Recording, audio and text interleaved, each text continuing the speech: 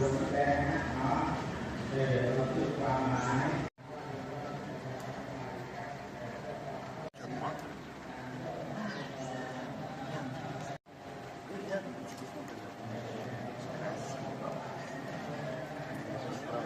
เมยะกะกันตาปนาโอยามปะทังทาโออะระหะโตสัมมาสัมพุทธะโตสัมมาปฏิปันนังสรณังกัจฉา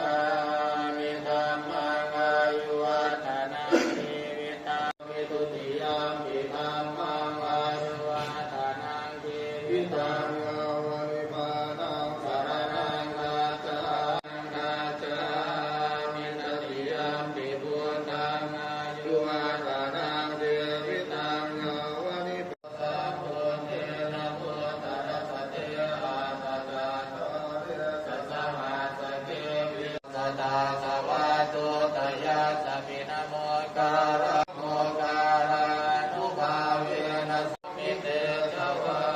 อาเสวนาจะภาวนาการนิตานันจะเสวนาภูจะจะภูจะนิยานังเอตัมมังคารโมตัมมังเอตัมมังคารโมตัมมังทานังจะธรรมจริยาจะยาตานังจะตังกัมมาจะปานาจะสัญญโมอาปะมาจะทิกัจจติตังเตสังมังคารโมตัมมันติกิตังปุรานังสัพพุมันตาสสิรินะโตสิเกสปินะมาตุสัพพะพุทธานุกัมปิโนเวสตุสนามาตุนะตกาสัตตปาสิโนนามาตุปัตุสันนันตมารเสนาธรรมาติโตโตนะกามนาปริวารานิปฏิคันหาตุตัมหากังจีกรตัง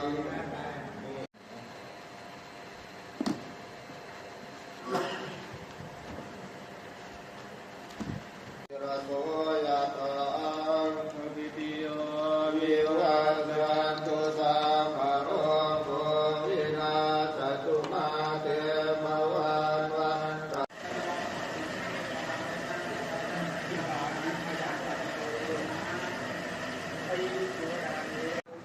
ของข้าพเจ้าในวันนี้ขอให้เจ้าที่เจ้าทางได้โปรดอนุเคราะห์แก่ข้าพเจ้าด้วยเถิดเทสตามานิกามริสุจานาวิสเรกาเทวะมริสามิราธิเทตสังสโยอรุณตาขึ้นอริธาสติจุตโตอเปตวิญญาโนนิรัตถังอาคาริขลังอาติรังวัตยังกายโยปัจเวงกติเสสติจุตโตอเปตวิญญาโนนิรัตถังอาคาริขลังอาติรังวัตยังกายโยปัจเวงกติเสสติ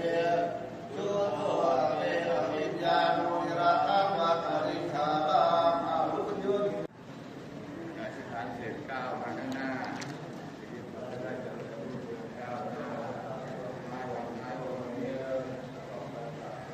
สังฆังปสิทธิมีนามาปะทานาโมพุทธายะเขียนซ้ายมา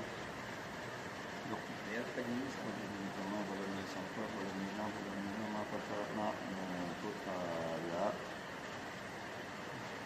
ที่มีสังฆังปสิทธิมีนามาปะทานาโมพุทธายะเขียนขวานามาปะทานาโมพุทธายะธรรมะบารมีสังฆบารมีนาบารมีนะมะอะอุนะโมพุทธายะ